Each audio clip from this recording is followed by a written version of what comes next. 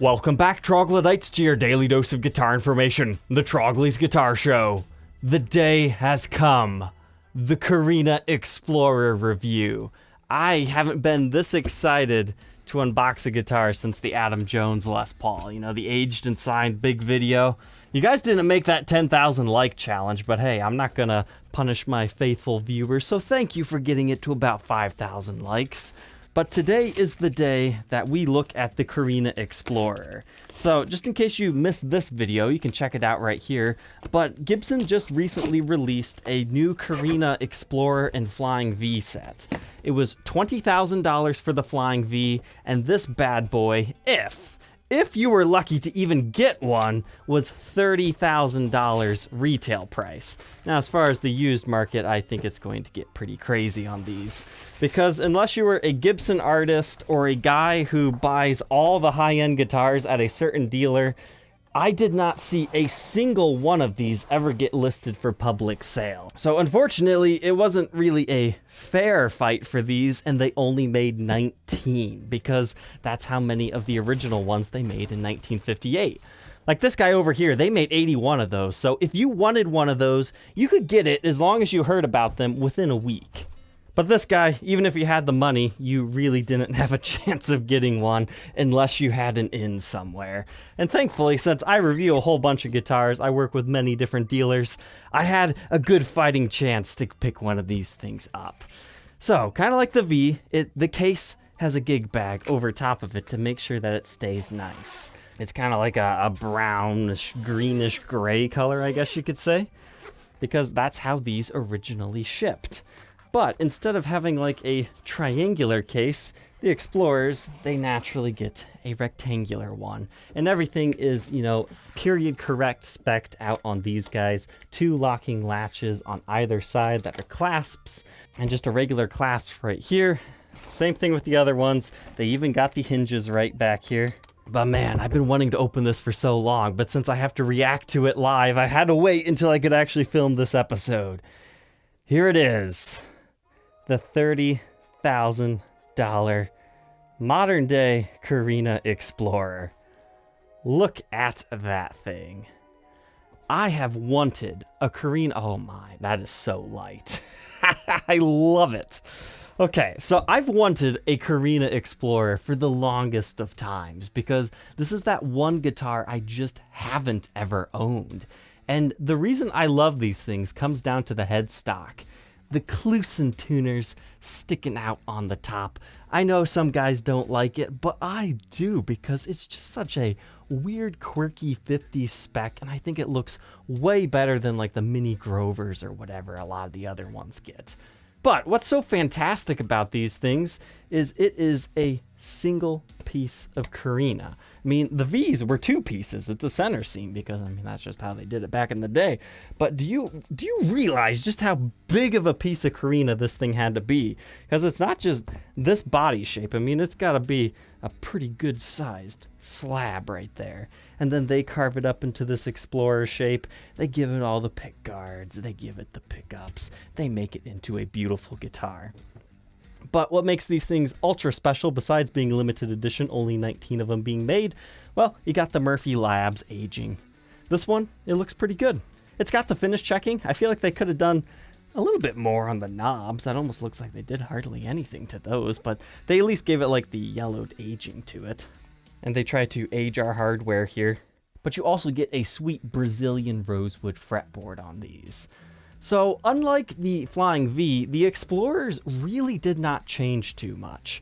But to understand these a bit more, let's do some Explorer history here. So, in 1957, that NAMM show, they introduced the Explorer prototype, known as the Futura. It has this really big, clunky horn right here that's like squared off. I'm not a big fan of those. I mean, they're cool when they come in custom colors like that neon green run. I think I've seen a purple one before once too. And there's been limited edition reissues here and there, but generally, I think they knocked it out of the park the second time when they started to produce these in 1958, and the main run lasted until about 1960. They made less than 50 original 50s Explorers, you know, somewhere around there. But you can find these Korina Explorers sometimes similar to those Flying V's as like parts guitars up until about 1963. But then the Explorer disappeared for a lot longer of time than the Flying V. The Flying V kind of got popular. Remember, this came back in 1967. This one, you gotta flip those numbers. They came back in 1976. And the 76 Explorers, they really aren't that much different. I mean, the body shape, I think it did change just a tad, but the biggest thing is they're just now made out of mahogany. As far as the control layout, it didn't really change. It's not like the Flying V's where they were string through and now they have like some trem bar or they're just a stop bar tailpiece. These things, they pretty much just turned into mahogany. And they got the tuner swap, so you can check that out right here. So the 1976 ones, the very first run has limited edition on the back of the headstock, and then they switch it over to just a regular serial number. And then the next big Explorer change are the alder-bodied Explorers. They start around, 83, 84. That's like the thrash metal ones. So you've seen Metallica use them all the time, especially James Hetfield. When I see an Explorer, I think about Hetfield. But for a Korina one, generally people think of Alan Collins, from Lynyrd Skynyrd. He actually has his own signature one that you can check out. I used to think those things were expensive until these came out. So since about 1976, they've never really went out of production, and this is my second favorite body style as compared to the Les Paul, because Les Pauls, they're just iconic. But after that, I just love Explorers so much. They feel so right to me. When you play them, your arm rests just the right way that hoists them up. They're really great for metal. You can do blues, you can do everything. I love me a good Explorer. But now as far as critiquing the aging job, they actually went a little bit more extreme than the V. Like, that is a pretty deep gouge into the top. And you've got some arm wear areas right here. This is very similar to my Flying V over here. But on the backside, it wasn't quite as chewed up here. But I like that white output jack guard thing. It looks so off-put and out of place. But man, I just love that headstock. They did that thing justice. Sometimes these look a little bit weird and they have like a big old headstock and they have the logo at the wrong angle. These things are right. Now, granted, I've never actually had an original Explorer, but from photos, that's right. So if you're curious how these guys are serialized, they started after the Flying V serial numbers that ended in 81081 because they made 81. So these guys lead all the way up to 100. So that means the very first Explorer is actually serial number 82. So this is the fourth one made. Not too bad. I got number 9 and number 4. I think I lucked out on this whole review and demo situation for getting pretty good serial numbers. So that's enough about the guitar for the time being. Before we throw it onto the workbench, I'm curious, did we get swapped over pick guards on this one too, like this? That started life as a white one, but they included the black one in the case. But it looks like we get the same pennant right here, same style of COA booklet. It's more of like a very dark brown, but light colored at the same time. Kind of hard to show you, but I think you can see it here in the lighting. And in here, you just have your serial number. Nothing too fancy, 1958 Korina Explorer, Murphy Lab aged. Traditional case candy, pre-pack checklist. This was birthed June 5th of 2021. You get your case keys, your Gibson strap over here, the Gibson plectrums, and the vintage style cable right here that nobody will probably end up using. So why was the Explorer $10,000 more than the Flying V? I think it really comes down to it was one piece of Korina and they made so few. And honestly, they probably could have priced them double and people probably still would have bought them. They're collector's guitars. These were not meant to be played. Just played lovingly in home. Obviously, you can buy a regular Explorer for $2,000 from the USA lineup if you want to gig something.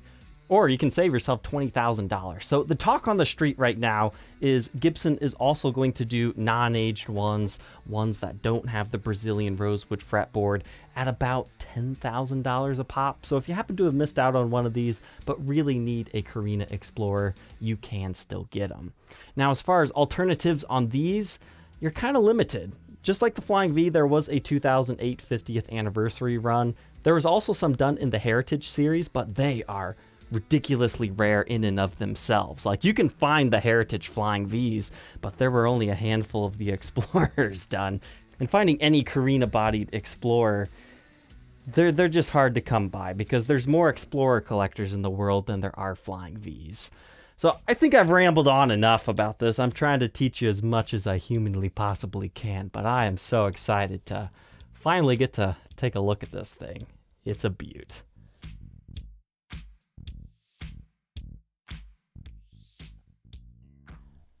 The fun begins already. I take the pickguard off and what is this? Is this a small little fact that I don't know about original Explorers? Did they really cap off this little area right here with a small piece of wood that looks like maybe spruce in order to keep the pickup wirings where they need to be? Because that's exactly what they did in here. I guess it also could be mahogany.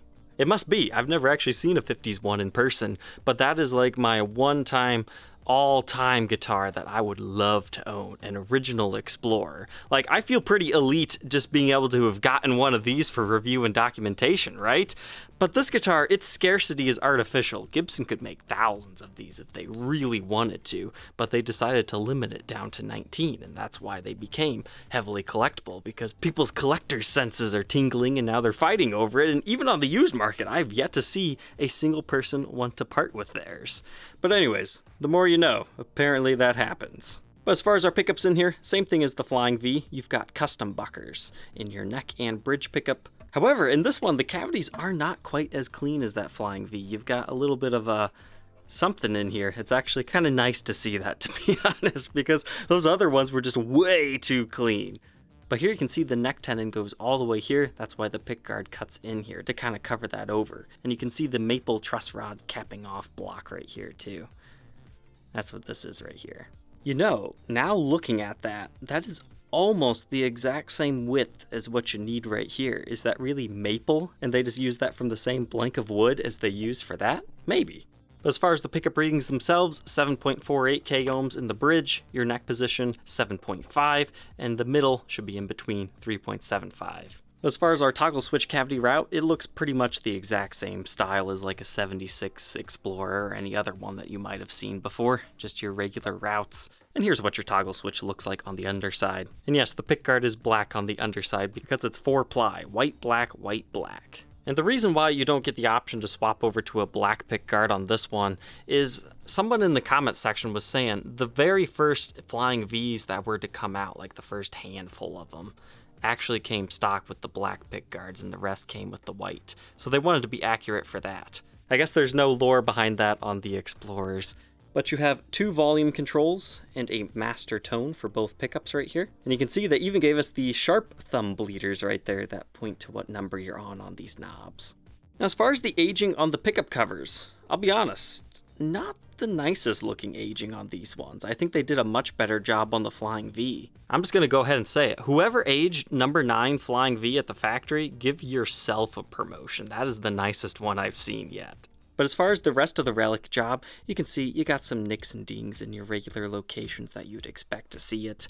They've got all the finish checking up and down. And keep in mind, this is a Murphy Labs light aged. I thought for sure light aged would be nowhere near as heavily aged as this one looks. So I would hate to see an ultra heavy relic by them. And when I say hate to see, I mean I would like to see just how absolutely trashed that thing becomes. Because this looks pretty heavily aged to me. But I guess they're just trying to create a lightly played guitar that has, you know, been alive for a long time. It's experienced a lot of weather changes and whatnot. Now, some of these I've seen, they get deeper wear right here, similar to like right here, and then it gets darker. So this one is kind of light, but what I really love about this one, take a look at that side profile. The wood grain looks like sand at a beach or something. That's pretty darn cool. As far as the bridge and tailpiece, it's just an ABR1, no wire retainer or anything like that. It just reads Gibson ABR1 on the bottom. As far as the tailpiece, it looks like this. It is lightweight aluminum, and they aged that pretty heavily. But the one thing I forgot to point out on the Flying V is what really bugs me on these is your covers are aged, right? They give it the blacked out pole pieces, they try to age it some here, like yeah, it looks okay, but they don't age your height adjustment screws. You would think they would lose their gold. It just really stands out once you notice it, how they're so perfectly gold, whereas everything else is like a dulled over brass-like gold. But anyways, moving on from our Korina body, we have a Korina neck with the Brazilian Rosewood fretboard. Nothing crazy with the specs here. 22 frets, 12-inch radius. You've got the dot inlays, but what I really appreciate about this fretboard is it looks like it's been played. You can see how it kind of goes whoop, whoop, whoop. That's simulating somebody's hand, rubbing against this and playing it for quite a while. That's what they call a rolled fretboard edge. But some of the VOS job, or just however the way this wood particularly looks, just makes it look slightly aged. You get a little bit of that characteristic redness right here. It's quite a cool looking fretboard. Now you could condition it and probably clean some of that up, but honestly, I'm just gonna leave that as is because it's pretty darn cool. As far as our neck specs, it measures 1.69 inches at the nut and 2.06 by the 12th. Now this neck is not as big as you might think it would be. So 0.95 at the first fret neck depth, and 1.01 by the 12th. I was fully expecting this to be like R7 baseball bat neck. It's not quite. Like, it's full. It's a big neck, but it's not massive. Here's what it looks like at the first fret and the 12th fret. So you can definitely tell it chunks up the further up you go, but just widens up kind of like a normal guitar. Moving on to the face of the headstock here. That is a nylon nut here. You can see the truss rod in here. Everything's looking the way it should be. You got some nicks and dings here from where it would like hang on a stand, artificially done, of course. And you have your fancy, fancy, fancy looking truss rod cover here. I love the historic style. And you get all the relicking finish checking here with a nicely yellowed over Gibson logo. And what they did particularly well on these Explorers is they aged the tips. So the vintage tips will age and they'll crumble and they'll fall apart.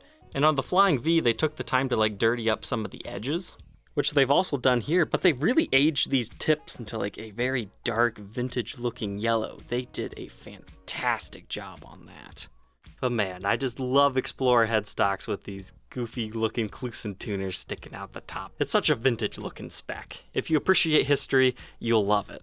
Moving on to the backside here, we do have a control cavity back here, and it's just Gibson branded pots. They use that really cool looking phone book style capacitor. But the fact that these pots say Gibson kind of bugs me. Like, the vintage originals wouldn't have done that. They have historic pots that don't say that, so that leaves me a little bit confused on their choice of that, but whatever.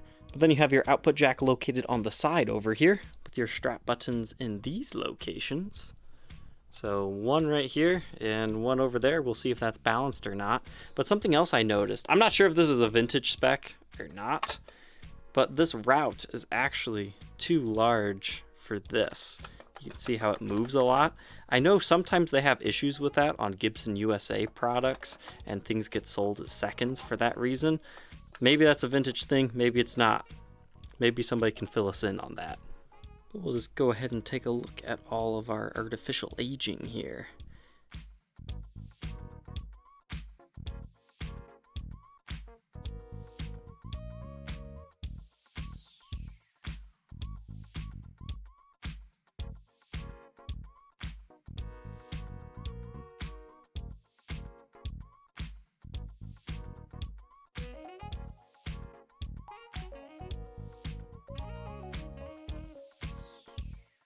It's pretty convincing. They're definitely getting better at their jobs. You know, some of them are better than others. Is this the nicest one I've seen? I've only seen photos of about 4 of them. And I would say this is like, the third best. So it's not the best looking one. But if you like the really lightly aged ones, it's looking pretty good. And I thoroughly enjoy it. I mean, you're lucky if you even have one of these. So you can't really be too picky on these, because from a display case, they all look about the same anyways. So now we run up the back of the neck here. They also did some aging, but what I found really unique is you've got like finish checking all up and down this neck, right? No. So there's like a small area right there where there's just no finish checking. And it looks just so strange and out of place because every square inch of this thing is covered in finish checking. Now I know on vintage originals, you don't get checking absolutely everywhere. I just find it strange how they relicked all this other stuff and they didn't get it right there. I think that really just depends if they really are doing the freezer aging technique or if they're doing razor blade, whatever they're doing. I think they're kind of keeping that hush-hush at this point in time. That is Murphy aged secrets at this point. but we'll go ahead and take a look at all these edges for your guys' viewing pleasure. But now the back side of the headstock, it's also got the aging and once again our serial number 81085, making this the 4th one made of the Explorers. Well, I don't know if it was the 4th one made, but it's the 4th one in sequence of their serial numbers, let's say it that way. And just like the V, you've got some scuffs at the top, a few on the edges, but surprisingly, pretty clean on the farthest horn, which normally gets all beat up. But our last spec to capture is the weight. Mine is 8.5 pounds. I've seen these weigh as much as 9.5. However, I only know the weights on 2 of them, so I don't know if mine is like crazily, ridiculously light. I mean, that's an alright weight for this big of a guitar. I certainly noticed picking it up, it was ridiculously light. So let's go ahead, plug this in, and hear how it sounds.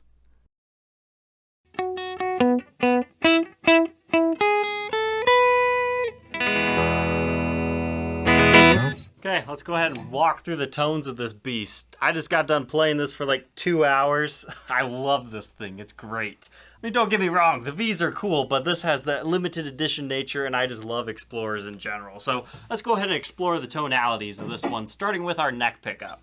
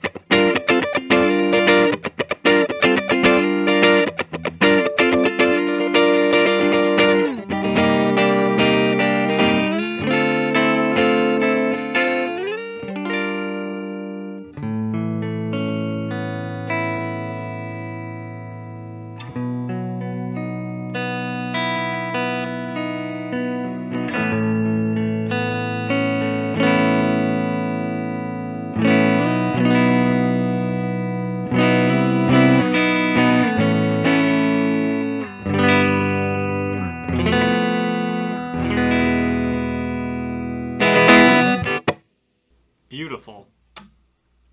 Bridge position.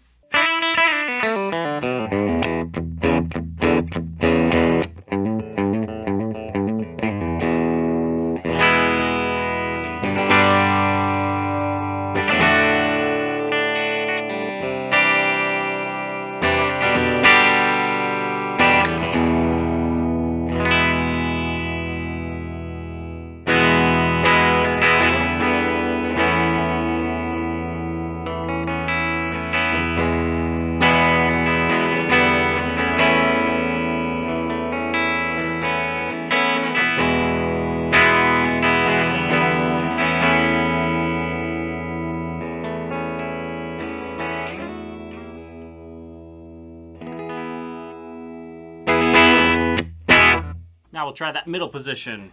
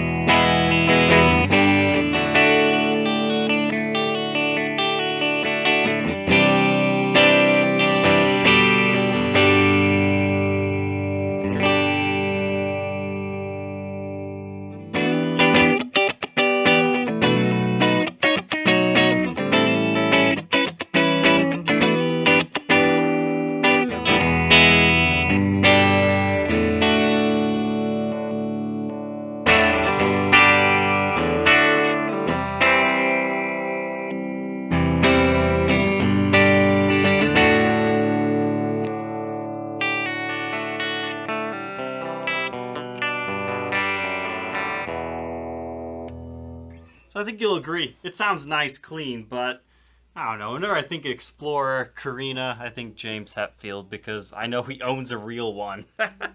So let's go ahead and pay tribute to that.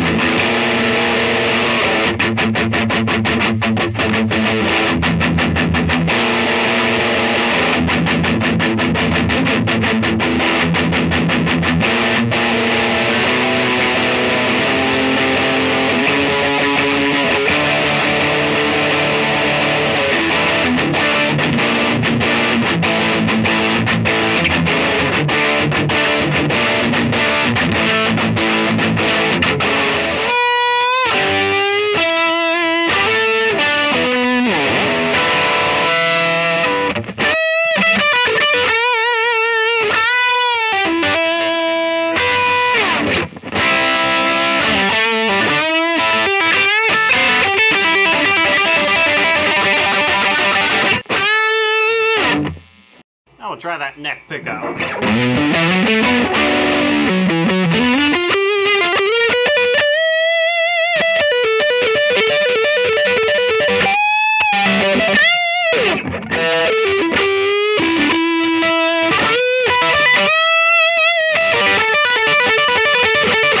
Middle position.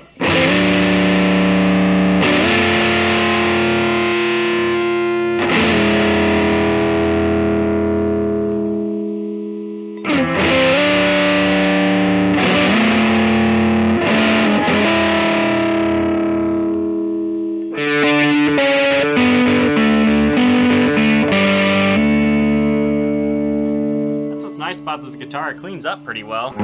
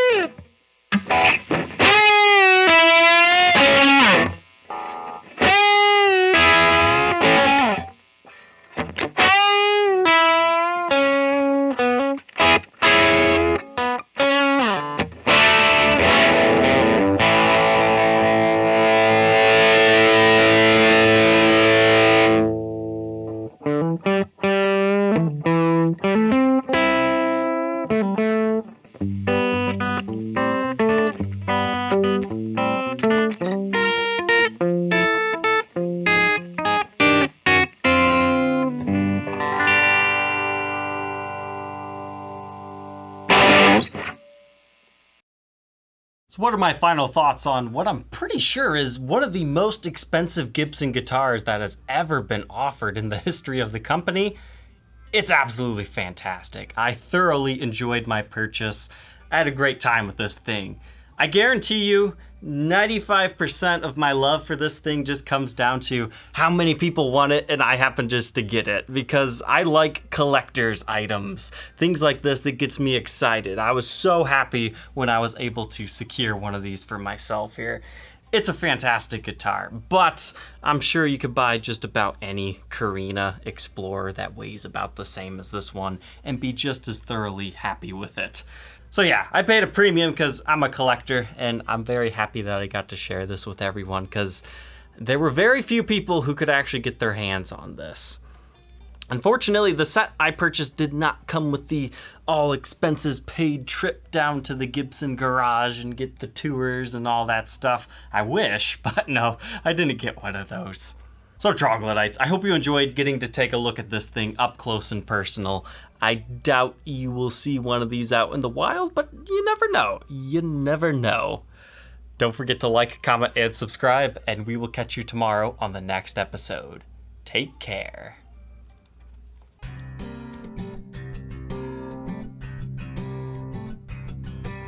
As always, if you're interested in being the next owner of one of these demo guitars, you can check them out on my website, troglysguitarshow.com. There's some links in the description.